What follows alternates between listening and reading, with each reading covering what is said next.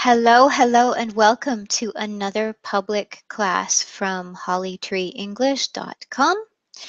My name is Holly, or Teacher Holly, and this is session 3 of today's public class.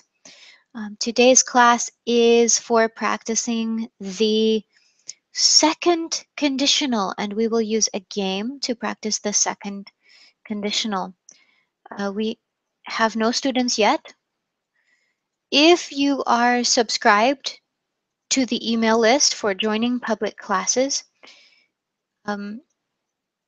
please do check your email inbox or your spam folder, because sometimes it goes in the spam folder by mistake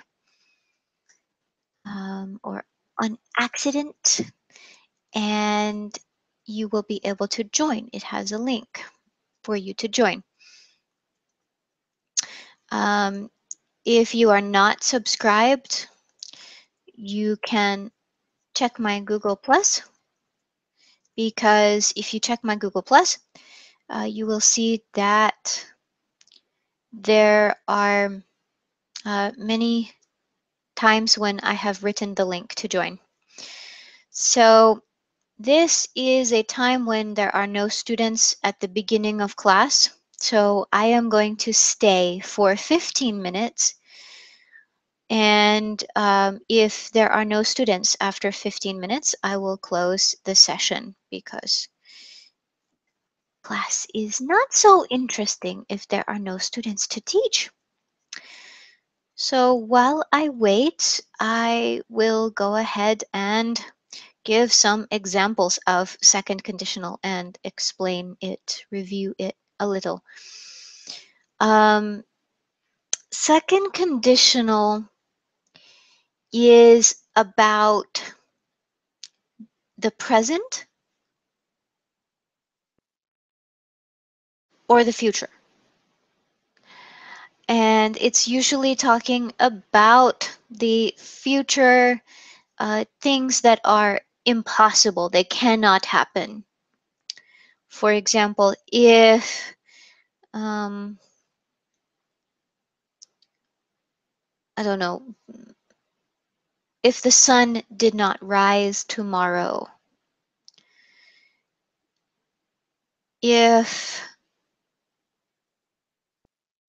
what is impossible? If a pig flew tomorrow, if a dog flew tomorrow, I would be very surprised. This is a future thing that is impossible. It cannot happen. It will not happen.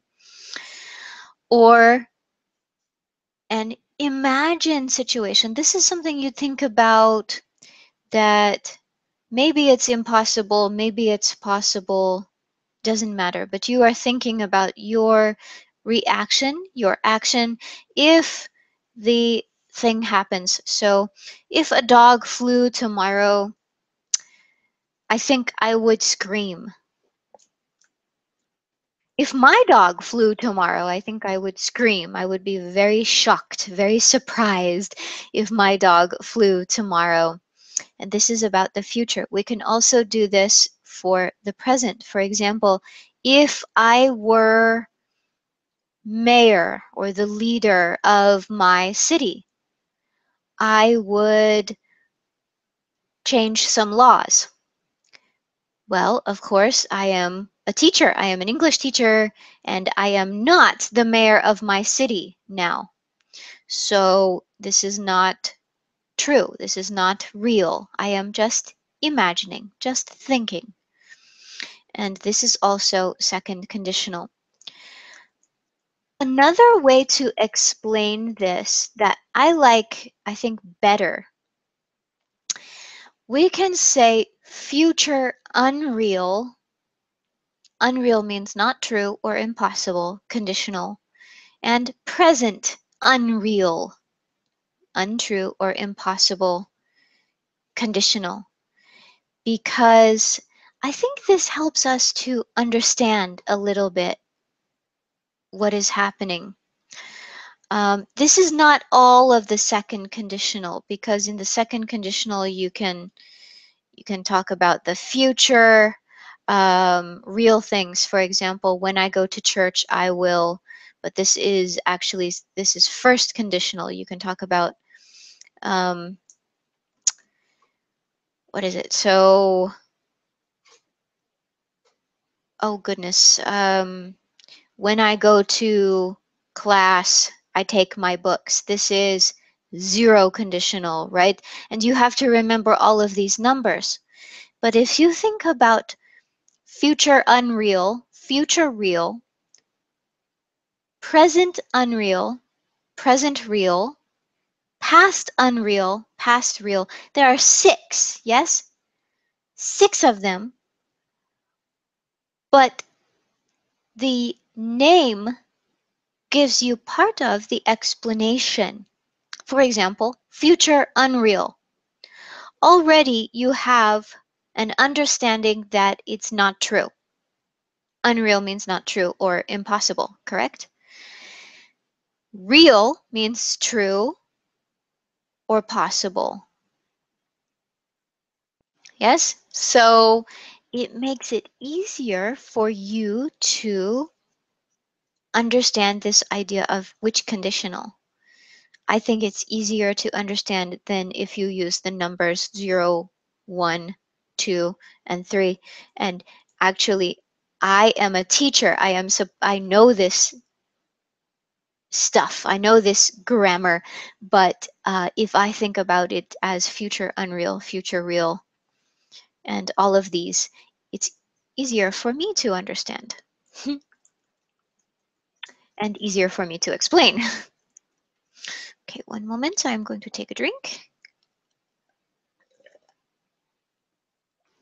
with my big, big coffee cup because I like coffee too much, really too much. So what are some examples?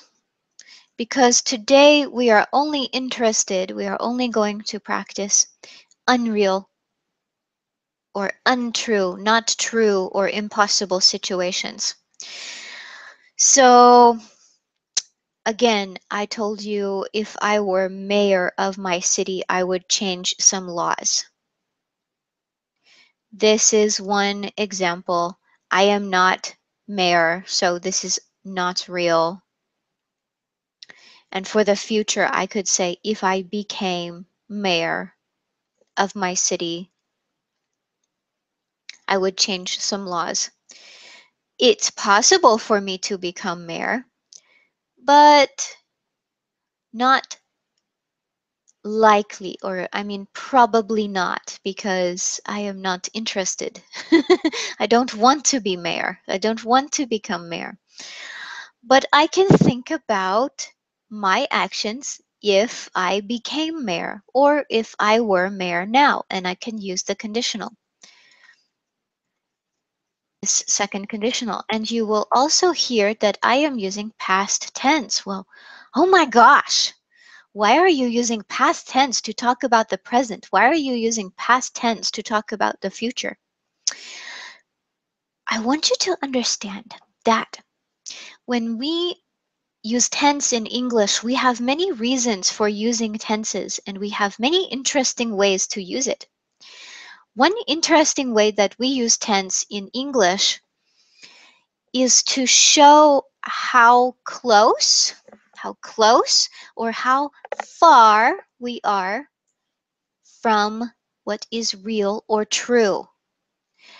So, for example, I might say, when I read a book, I imagine myself in the story. Again, when I read a book, I imagine myself in the story. Okay? You notice I am using present tense. And you will remember from your grammar books that we use present tense to talk about daily routines, correct? Well, it's true for this sentence also. I am describing a routine or something that I do, but I am also describing something that is real. Yeah, something that is real, or I should say not also, but I am describing something that is true. And that is another reason to use present tense because I am close to the truth, or I am on the truth. I am speaking the truth. So I have to use present tense. But if I want to say something that is not true for that I am imagining or thinking about, I need to use past tense because I am showing distance from reality, from what is true, distance from the truth. It would be very nice. I'm going to use this sentence here. This is a conditional. It would be very nice if lies had a grammar and people had to use past tense anytime they lied. This would be very nice, correct? Because then you would always know. But we only do this for imagining. So when we imagine something, we use if, we don't use when, because when is definite, and we use past tense to show that we are far from reality. Because we use past tense in English to show that we are far from reality or also far from time. But that is another thing. Why we need to be far from time, far from now, far from the present. Okay, we have 2 more minutes to see if anyone will join us. Looks like maybe not, but we will see.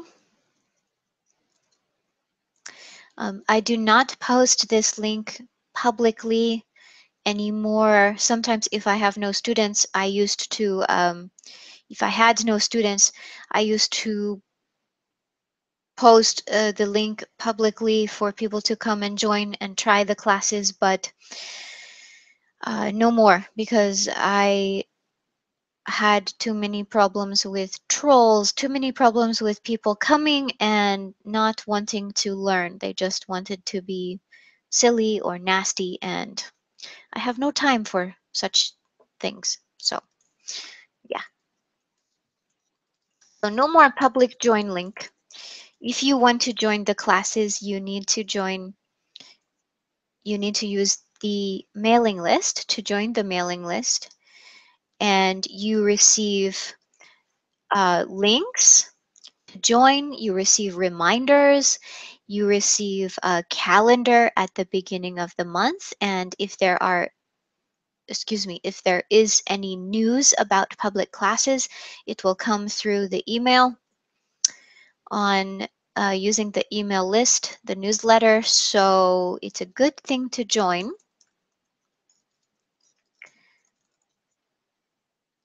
And if you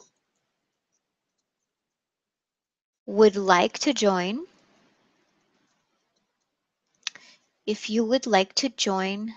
you can check my Google Plus profile. And many times I have posted links to the public class mailing list. So it will be very easy for you to join, or um, you can reply to one of my posts or comment on the video asking for the link to join. That would work also.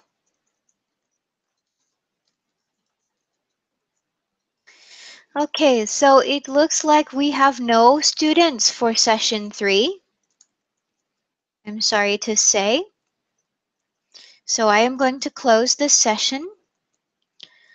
So sorry, but it happens sometimes.